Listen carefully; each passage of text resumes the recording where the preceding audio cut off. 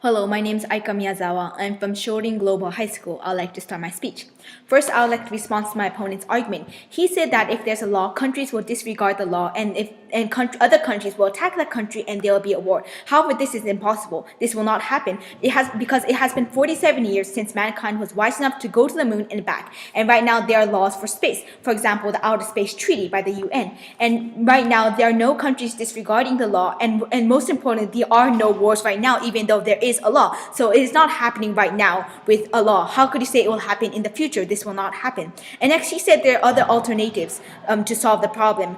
And he said it is the property right. To give property right, we could solve the problem. How this too is impossible, or this too is impossible because Article 2 of the Outer Space Treaty by the United Nations states, outer space, including moon and other celestial bodies, is not subject to national appropriation by claims of sovereignty by means of use of occupation or by any other means. So there is already a law by the UN stating that they're not allowed to occupy and countries are not allowed to possess space. So we could say that property right, it is impossible to actually make this do this law. And next, in addition, even though they do allow the property right, this is not a good situation. He said if it's their own property, then they'll use it right and they won't misuse it. However, that is not true. According to David, from professor of St. John's University, and he is specialized in ethics, says the biggest challenge for ethics is how you deal with situations where something that may not be morally right comes across what you think it is your best interest. For example, if these organizations finds a microbial life that is really beneficial for them, how could you say they will not?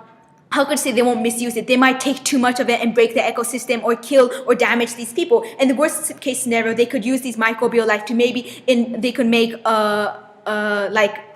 make something that could massacre tons of people, and they might use it and they might let tons of people die. So we need a law to restrict these kind of things so it won't happen. So just because it is their own property, that does not mean that they will not misuse it. That's why we need a law, so they will not break the ecosystem, they will not damage other human beings, and they'll use it in the right way. And next, I would like to reconstruct our arguments. In our first point, we were talking about avoid irrevocable damage. Right now, there are missions to explore, colonize, and mine planetary bodies. However, if these missions are not conducted carefully, these missions could make irrevocable damage. That's why we need to act right now. Once we break the ecosystem or damage the microbial life, it is impossible to. It will be too late. That's why we need to act right now. And the second point was talking about provide adequate laws. Right now, laws does not cover everything, especially private space exploration. And current outer space treaty does not cover private space specializes. So we have no ways of protecting the contaminations of celestial bodies from private companies and actors. Therefore, we must incorporate overriding ethical obligation to protect and preserve extraterrestrial microbial life and ecosystem. Thank you.